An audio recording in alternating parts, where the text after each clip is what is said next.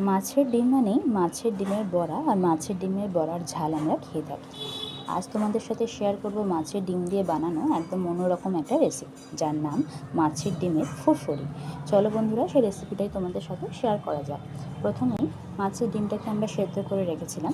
এরপর কড়াইতে সাদা তেল দিয়ে তাতে পেঁয়াজ কুচি দিয়ে হালকা করে ভেজে নিয়েছিলাম। এরপর সেদ্ধ করা মাছের ডিমটা আমরা এর মধ্যে দিয়ে দিয়েছিলাম এবং হালকা করে ভেজে নিয়েছিলাম।